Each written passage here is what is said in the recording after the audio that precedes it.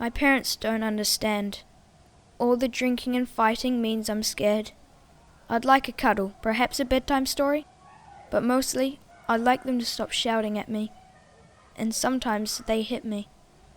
Being scared every day and not feeling loved or wanted will change me for the rest of my life. Later, I'll have problems at school, problems with alcohol, and I'll get in trouble with the police. What's happening to me right now means I'm more likely to have serious health problems in middle age, and die sooner than I should.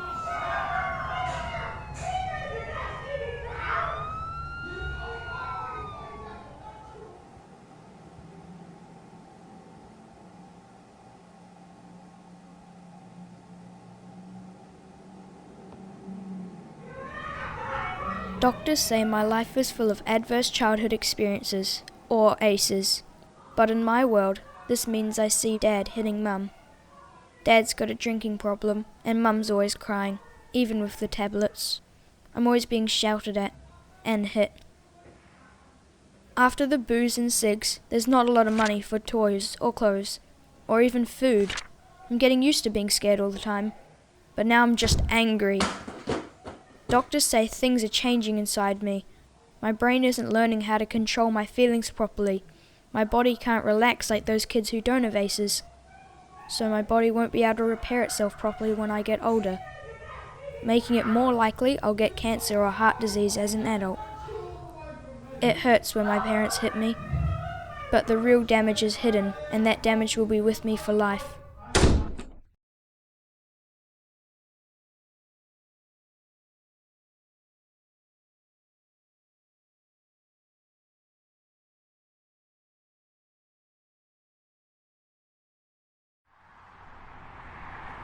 I drink and smoke. They say I'm out of control, but I'm not. It's just my way of coping with my ACEs. I've been in plenty of fights, but what's wrong with that? Kids' punches don't hurt half as much as when my dad hits me. I beat up a kid last week at school because he looked at me weird. Who cares? I ended up with more time out of school. Learning's not for me anyway, and the teachers don't care any more than my parents. I don't like the way anyone looks at me except my girl. She's 16 and pregnant, just like my mum was with me.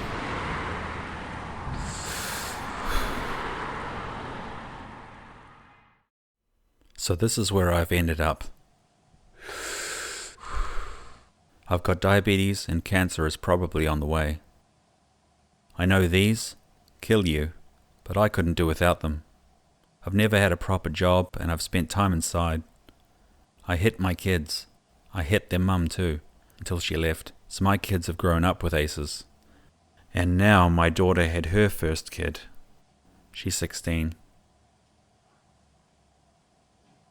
The course of my life was set in the wrong direction a long time ago. But I know where I'm heading, and sadly I know where my kids are heading too.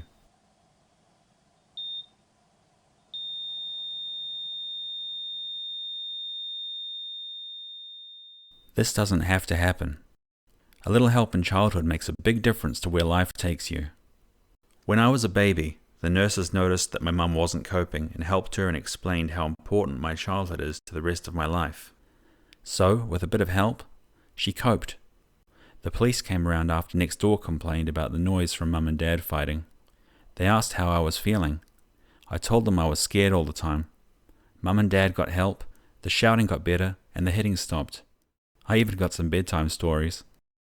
I still had problems at school, but the teacher asked me about what was happening at home. I got help controlling my feelings. It wasn't a lot, but it was enough. I'm now married with 2 children, and I've got a job. Most of the time. I haven't repeated the same problems with my kids. We got help when being a parent got too much. Our children are ACE-free, and that means their kids stand a good chance of growing up ACE-free as well. Research has shown around half of people experienced 1 ACE as a child, and around 1 in 10 of us suffered 4 or more ACEs. If we stop ACEs, millions of children would not become smokers or binge drinkers, and levels of violence in adults would be cut in half. Fewer ACEs in childhood also means fewer adults developing diseases like cancer, heart disease, and diabetes in middle age. We all need to be ACE aware. Are you? Doctors, police, nurses, teachers, firefighters, and most importantly, parents. The more you know about ACEs, the more you can help stop children growing up with ACEs in their lives. And for those of you who have already suffered ACEs, the more you know, the more you can help yourself and others who have suffered ACEs cope.